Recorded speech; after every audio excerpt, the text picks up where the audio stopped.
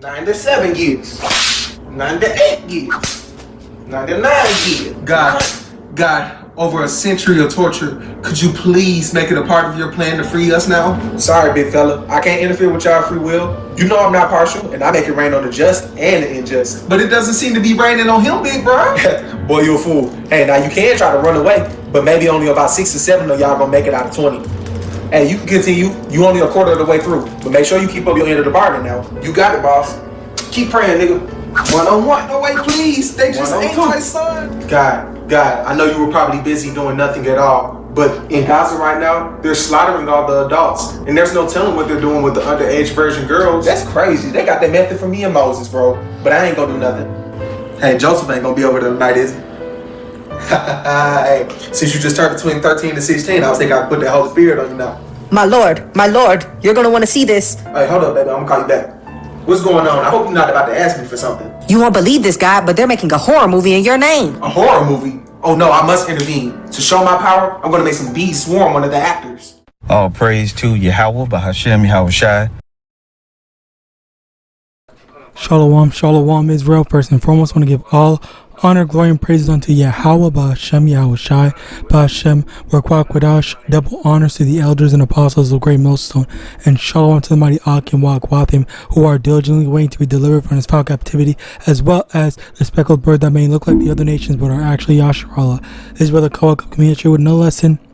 Today's lesson is going to be on this video that you just saw, and the reason why I'm doing it on this video is because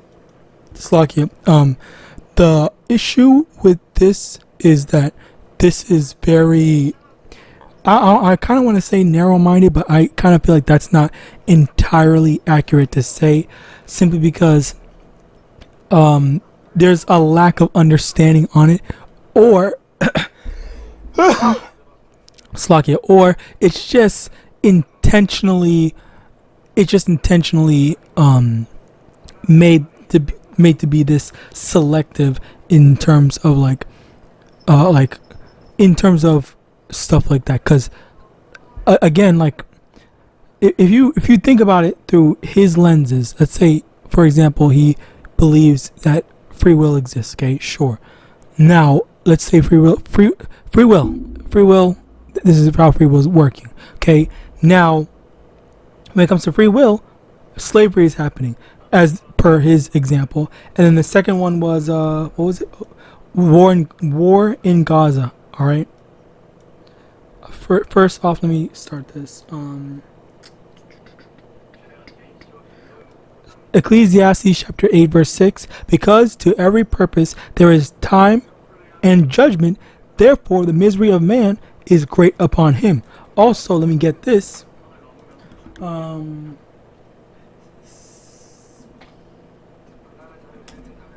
Ecclesiastes chapter 8 verse 11. Because sentence against an evil work is not executed speedily, therefore the heart of the sons of men is fully set in them to do evil. Okay, so that's basically another thing. Two separate things to preface this off of. So the first thing is that, you know, when I need to get an additional one.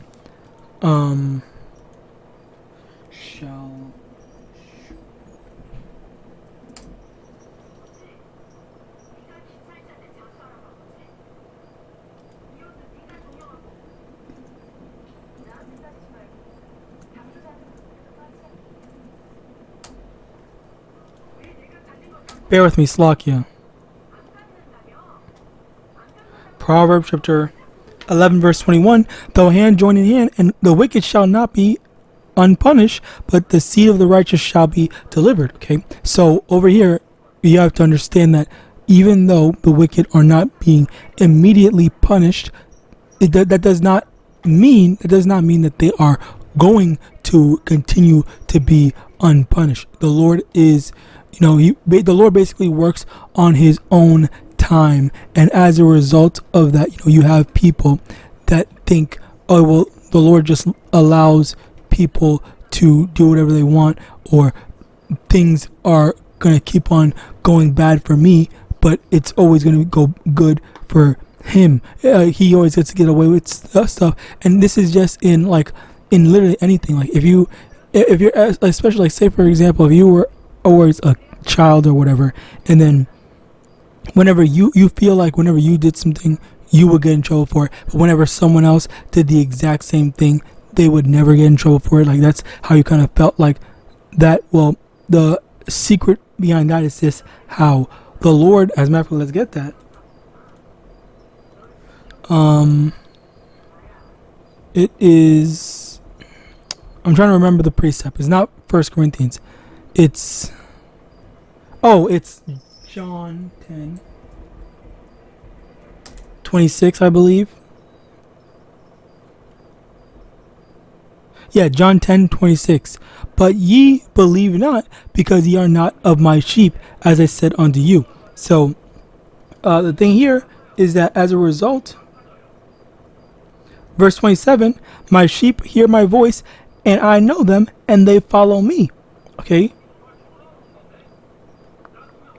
So, basically the thing is that for those that actually follow, that are in the know, that are with Yahawah and Yahawashi, they are going to have, there are regulations and standards that they have to follow in their lives. All right. Whereas comparatively, other people that the Lord does not care about, He's not going to bother, correcting people and saying, hey, don't do this, don't do that, or you have to do this, you have to do that, because the Lord doesn't care. Now I remember the precept. It's here, right here. Proverbs chapter 3 verse 12, for whom the Lord loveth, he correcteth, even as a father the son in whom he delighteth.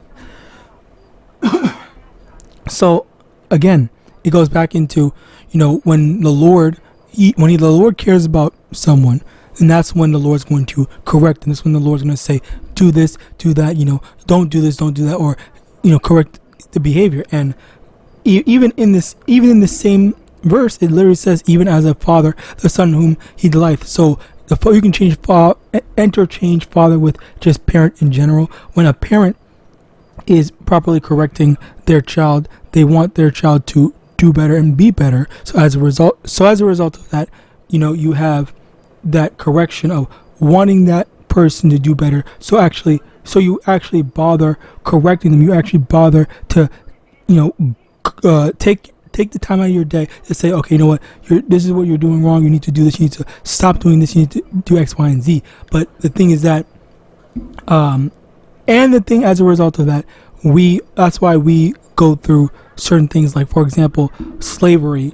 All right. And then also, I'll just stick to slavery. All right. That's primarily the thing where we're going through these hardships and these other nations are not as much. Okay. Keyword being as much. All right. So with that being said, it is a very important thing to remember.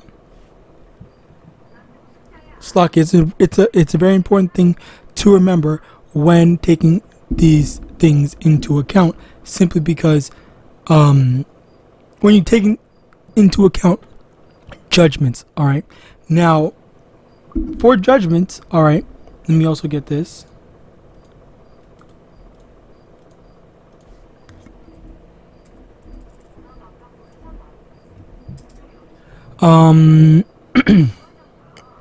Galatians chapter 6 verse 7, be not deceived, Yahawah is not mocked, for whatsoever a man soweth, that shall he also reap. And that's the thing where the Lord is not going to tolerate being mocked. All right. Now, to actually bring this home and to actually get into this stuff with the context that I presented.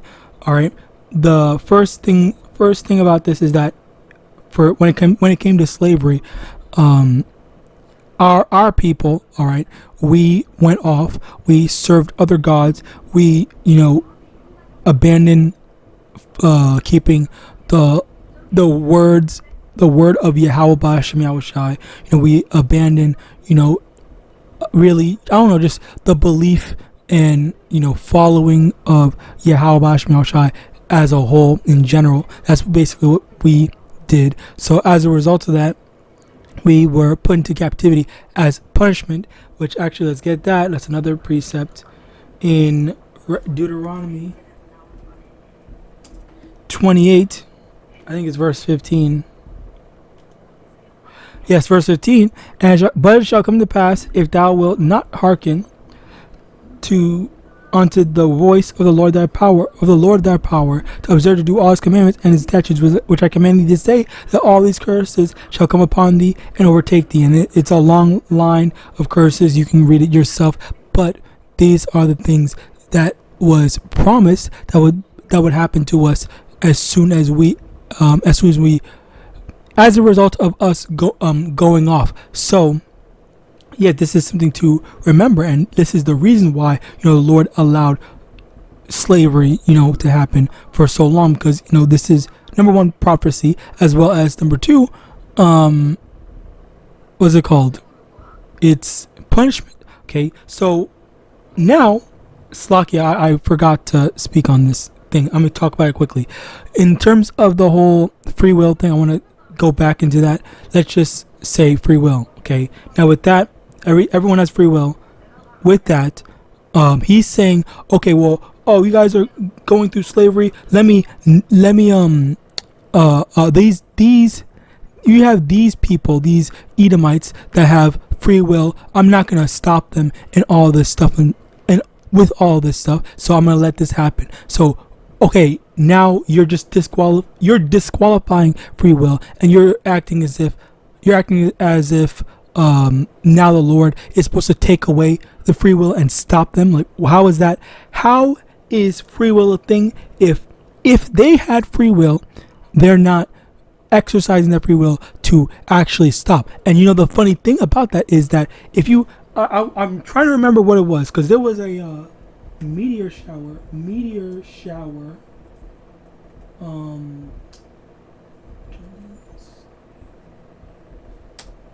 I forgot what the thing was. What was called.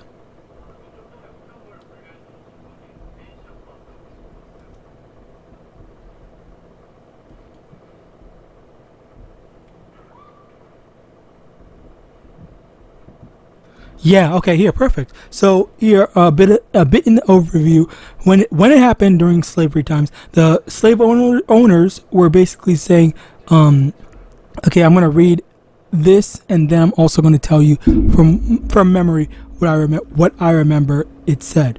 Basically, they're saying slave owners also witnessed the event, with some experiencing fear and considering it a divine sign of judgment. So as there was meteors dropping on the earth, all right, they were getting scared, and they thought, okay, the Lord is going to kill us because we because we were enslaving these people so harshly and doing all these terrible things.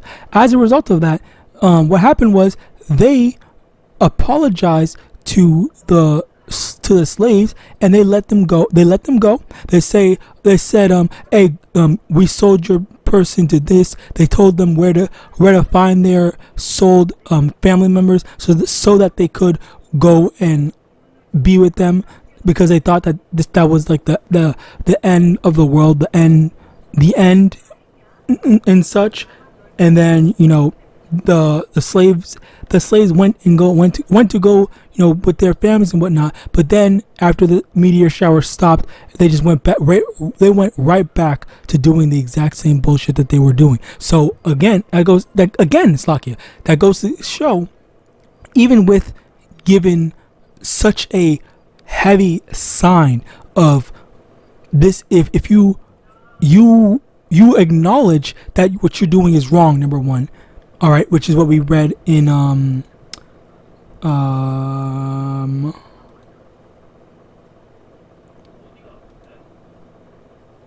right, we didn't read it, but basically you understand that they acknowledge that what they were doing was wrong, but because they were not getting punished for it, or the punishment just stopped short of actually destroying them, then they're just gonna go back to doing what they were doing, because no one is stopping us, no one's enforcing us. The Lord isn't saying, hey, don't do this, don't do that, or getting in our way. Instead, we're still able to keep on doing the exact same thing. Like there's no repercussions to continuing to forward affliction on these people. Okay, so as a result of that, this is where that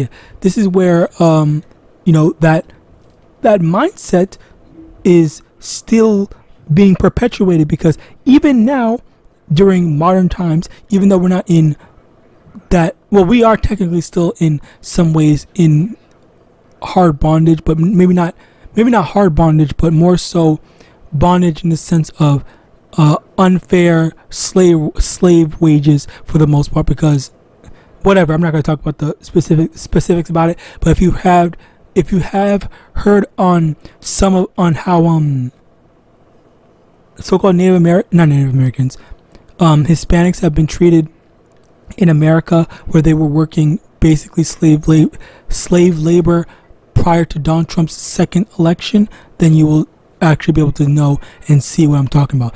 But to get back to the point, the thing about this is that this whole the free will to be able to change, to be able to do the right thing, all that just went out the window, because they still are not doing anything. They're still not doing the right thing. And for people to think that free will exists, it's an issue, because when given the opportunity to do the right thing, they're not doing it. Okay, clearly they're not doing it. Even still, I think it's Gaza. I forgot what the conflict of Gaza is, because I keep on hearing Hamas and stuff like that, and I'm not good at Middle Eastern geography. But the thing about this is, in terms of that whole conflict, the issues in that is it still stems from Esau Edom. Actually, let's make sure. Is Gaza?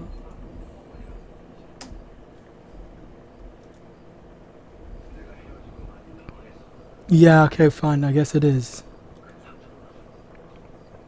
So yeah, basically they're suffering as a result of Esau Edom, because again, this is the major thing. And I find it funny. Well, I guess it's not really funny. It is definitely, I guess, intentional for him to be using these two examples of Esau being a major player in this types of stuff. Now, on the last one that they talk about with the horror movie. What was the horror movie called? It was The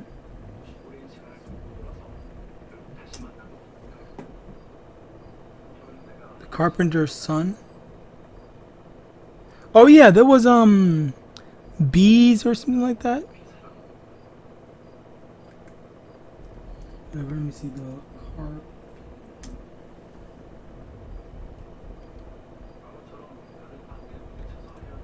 Cast Bees. Okay, so yeah. So yeah, Nicolas Cage was attacked by a swarm of wild bees during filming of his new biblical horror film, The Carpenter's Son, in Greece, which forced production to halt temporarily. That's pretty funny, I'm not gonna lie. And okay, so now, where is it? So now again, like he has that's the, I guess the irony of it is he has a problem with he has a problem with YAHAWAH, sending judgment on people mocking him. But at the same time, as we already went through it in one of the scriptures here, I'm pretty sure over here, that the wicked shall not be unpunished in Proverbs chapter 11 verse 21. The Lord is going to punish the wicked. He's just not going to punish him on your time. Okay, it's by the Lord's time, not our time, or what we understand to be a reasonable time for judgment. Okay, now if I can find where I had that. Okay, yeah, here, this is good. Ecclesiastes chapter 3, verse 1. To everything there is a season and a time, to every purpose under the heaven. Okay, so yeah, there is a reason for why, everyone's going through all this stuff. And funnily enough, it all works out perfectly for the Lord, through the Lord's timing, through the Lord's plan. All right. What's that one Drake song, God's plan and stuff like that? It's Yahweh's plan. All right. Now, I'm trying to find the other one. Oh yeah, here. This is not it, but it's relevant. Luke chapter 22, verse 42, saying, Father, if thou be willing, remove this cup from me. Nevertheless, not my will, but thine be done. All right. So that's another thing where, we aren't doing things through what we want it to be. We're not doing things through our understanding or our desires. We're doing stuff simply through, okay, you know what? If this is the will of the Lord, then that's what we really have to. We really have to just accept that at times, okay? Because we don't understand how the Lord is working. We don't understand how the Lord is, or what the Lord has planned, be it for us or even for our enemies. So that's just something to take note of and to remember. All right. Habakkuk chapter 2 verse 3, for the vision is yet for an appointed time, but at the end it shall speak and not lie. Though it tarry, wait for it, because it will surely come, it will not tarry. Okay, so basically, the truth of the matter is that the prophesied times, the prophecy, is all going to happen. It's all coming very, very soon. You just have to have patience and actually wait for it. All right. And, people, they get too impatient. All right. They just want everything to happen immediately, which I understand. That's understandable. I get that. But, at times, just, don't get too ahead of yourself. You have to understand that, sometimes it's just let the Lord work through his timing. On top of that, to end it off, I think it's to end it off.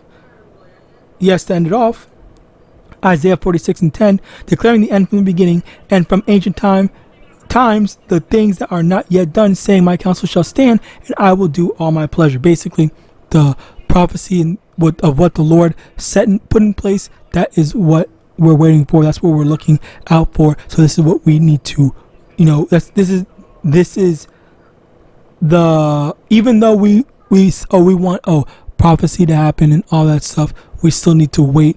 We need to wait for it rather than trying to impose our wills, our desires, on it instead.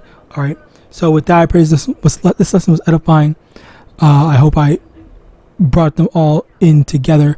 I want to give all honor, glory, and praise unto Yahawah, Hashem, Yahawashi, Hashem, double honors to the elders and apostles, great millstone, abad, ball, and shalom.